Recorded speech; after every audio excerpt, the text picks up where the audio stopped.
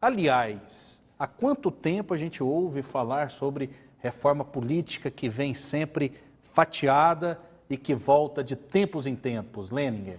Exatamente. O que nós temos aí é um reformismo eterno, parece, né? Você não tem... era preciso sentar em cima de fazer um grande levantamento e discutir isso socialmente, porque há uma crise de representatividade, e não só no Brasil, no mundo inteiro, né?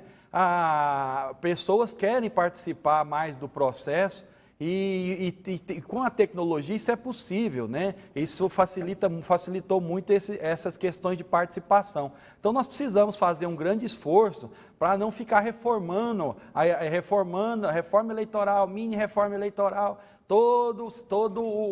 em todo pleito eleitoral, né? Tem que ser um ano antes do pleito eleitoral. Então nós precisamos, na verdade, definir os pontos fundamentais. Na minha opinião, por exemplo, o voto distrital misto seria uma maneira muito forte de fazer as pessoas aproximar dos seus candidatos.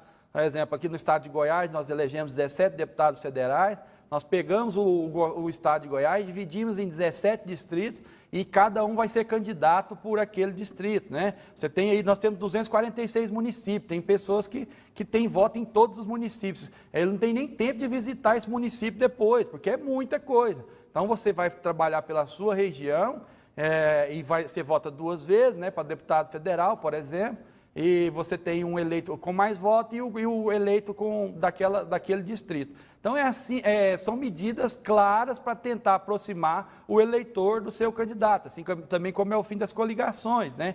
Se você votou no cara de tal partido, você não corre o risco de eleger uma pessoa com ideologia totalmente diferente de outro partido.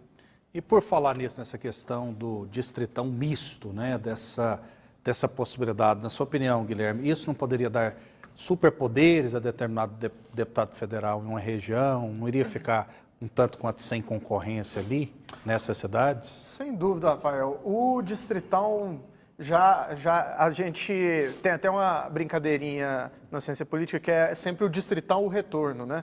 Porque não é a primeira vez, se eu não me engano já é a terceira que o distritão volta à pauta do Congresso. Para que o nosso telespectador entenda, o distritão ele iria beneficiar apenas as figuras mais conhecidas.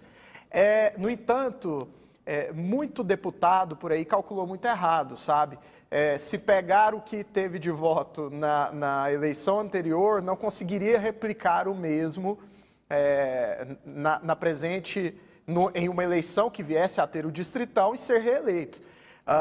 Então tem muita gente aí que estava afiançando o distritão, confiando muito no próprio taco. Então, assim, as figuras mais conhecidas, quer dizer, então, que celebridades seriam privilegiadas dentro desse processo, pessoas que têm grande poder aquisitivo, e isso, Rafael, distorce o princípio da representatividade, distorce o princípio, inclusive, da proteção das minorias, porque...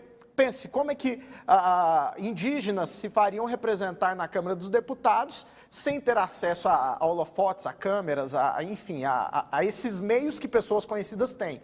Então, o distritão é a maior aberração dessa reforma, sem dúvida nenhuma. Por sorte, ele foi derrotado em primeiro turno, então a gente não tem muito o que debater sobre ele. Uhum. Mas o meu palpite é que na próxima, que não deve ser mais do que um ciclo eleitoral, daqui a 4 anos talvez a gente volte para falar do distritão de novo. E a federação de partidos, o que seria e qual o seu posicionamento? Bem, a federação de partidos, para mim, é tão problemática quanto.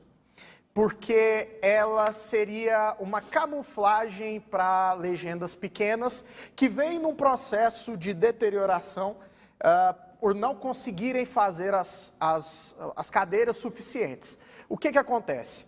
Ela iria de encontro com a cláusula de barreira, que, como eu expliquei para o nosso telespectador no bloco anterior, a cláusula de barreira ela prevê que aqueles que fazem cadeiras suficientes continuem recebendo incentivos do Estado, tais como acesso a tempo de TV e a recursos do fundo partidário.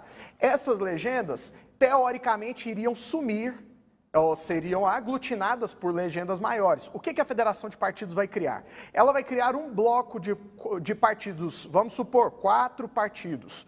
Nesses 4 partidos, vamos dizer que no bloco nós tenhamos PT, PDT, PSB e PCdoB. O PT fez 54 cadeiras na última eleição. Vamos dizer que o PCdoB faça apenas 5. Não alcançando a cláusula de barreira. Com a federação, o PCdoB estaria coberto por essa federação. Ou seja, ele receberia esses mesmos recursos, mesmo não conseguindo alcançar a cláusula, portanto, driblando a cláusula e atrapalhando a redução das legendas, o que, como eu argumentei no primeiro bloco, seria muito importante para a representatividade dos partidos e para a proximidade dos eleitores com as bandeiras que são apresentadas por esses partidos.